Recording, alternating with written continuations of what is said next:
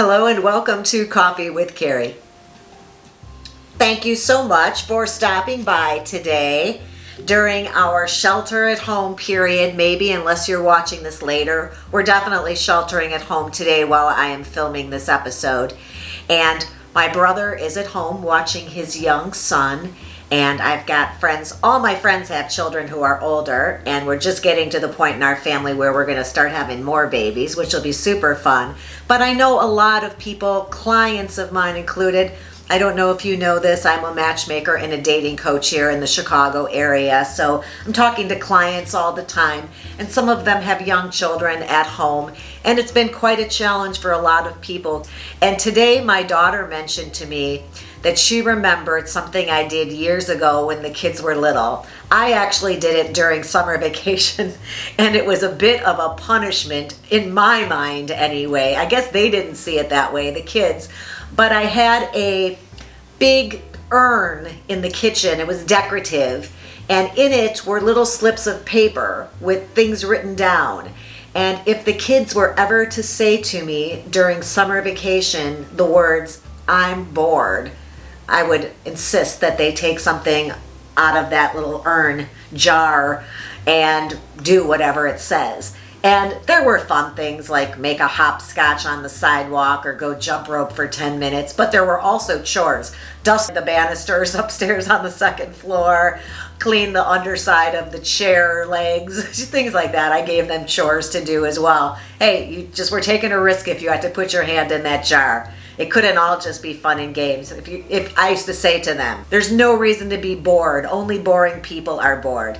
But this is a lot of alone time with children right now. And she and I were discussing some of the things that the kids used to do to keep busy. And we had a bunch of ideas today. I thought I'd share them with you. That's what we're talking about. If that's at all intriguing, if you're with children or grandchildren, keep watching. That's what's coming up. As I offer number 1 to you, I thought you should at least know that I offered this very same tip to my grown children today and actually sent them each a link. And it is teaching your kids to do a little gardening, helping them, show them how things grow from seeds.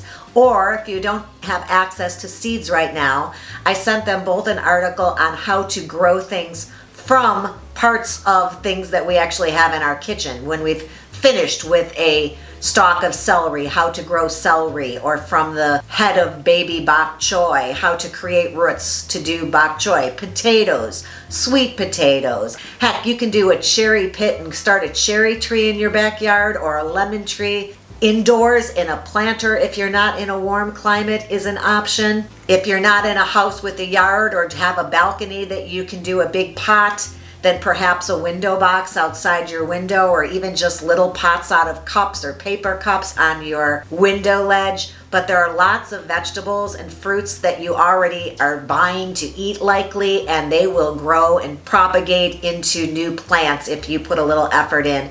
And what a fun thing to do with the kids, to let them see where their food comes from.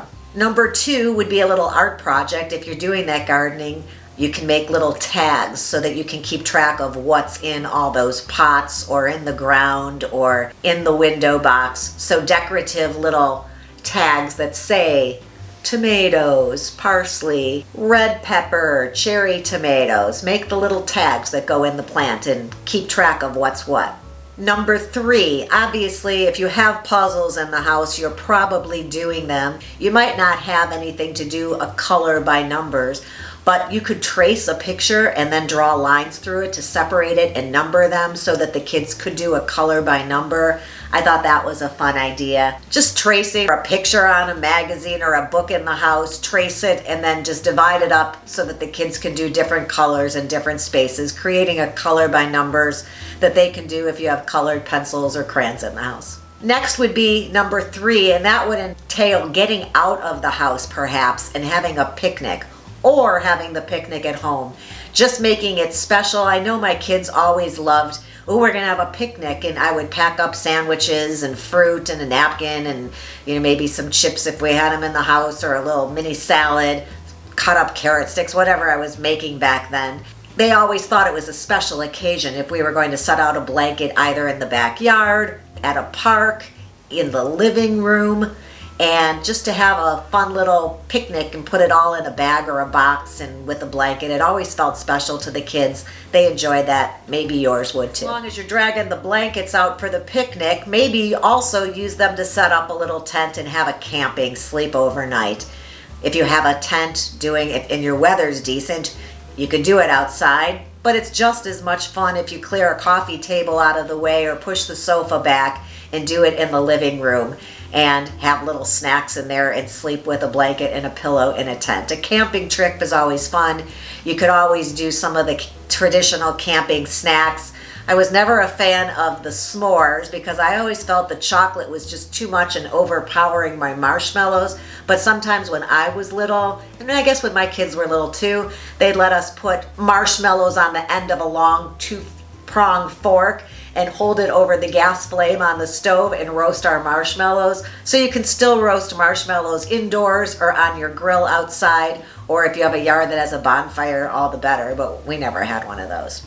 Number 5 comes to me courtesy of my best friend since we were in 4th grade. I was homesick and lonely and feeling sorry for myself in 4th grade, and she made me paper dolls.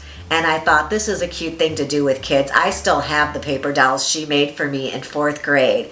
And what she did was she took a picture of my face and she made a cardboard paper doll, a little body she drew out and cut it out of cardboard and taped my head on it. And then out of fabric, different things that she had at home and different colored papers. She made me a bunch of outfits. And she is so adorable. She wrote me a whole story about why Carey was wearing all these different clothes and where she was going. It's adorable, and I keep meaning to bring it out and show it to you, Lil. And what a great idea to do this with kids, though. So paper dolls. I don't know how old your children or grandchildren are, but it's almost never too soon for some type of a cooking lesson.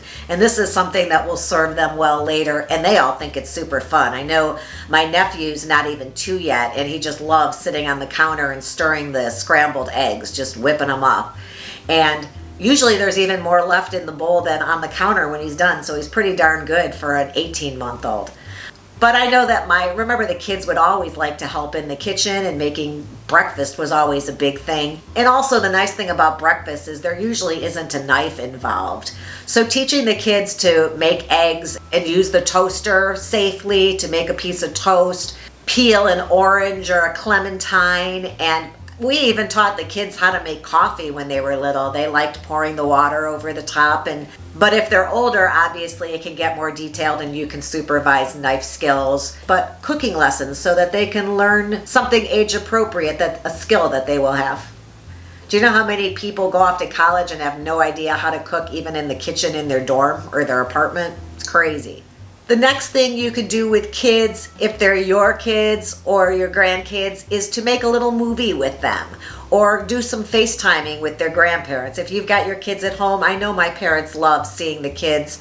They FaceTime with them and they love seeing the baby playing and having little just 20-minute conversations. But why not include somebody else in your time and FaceTime family members? Or take the kids, if they're a little bit older, and make a fun, cute little commercial or a movie that you videotape, and then you can send it to family members, to their grandparents. If you are the grandparent watching your child, how fun for the parent to get a little movie that you created while they were with you. A little commercial selling them as the best parents in the world. And then I guess finally, I would say that try to teach them a little independence and things to do alone so that you get a little alone time too.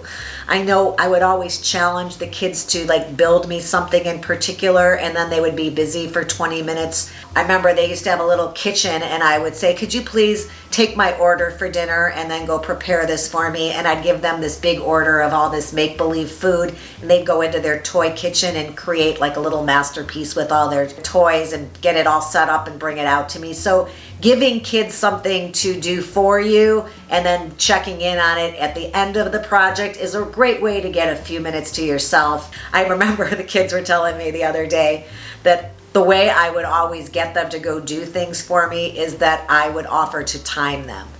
You want to go upstairs and get mommy her slippers? No. I'll time you. Okay. And then I would count until they came back down, and they were always so excited. How did I do? And I'd give them their time, and for some reason that made them super happy, and they didn't mind getting me something from upstairs. Kids are so much fun. I miss those days. I know it's rough being at home with little people. It's rough being at home with a partner or alone. It's just rough right now with being isolated from everybody. But cut each other some slack, be kind, and I hope some of these ideas were helpful to you. And if you don't use them now, perhaps a couple of them would come in handy when you're back to seeing family members and sharing time with each other. Thanks for being here today. Please subscribe and hit that ring bell so you're notified every time I upload a new episode. I'll look forward to seeing you again. And until then, have a good one.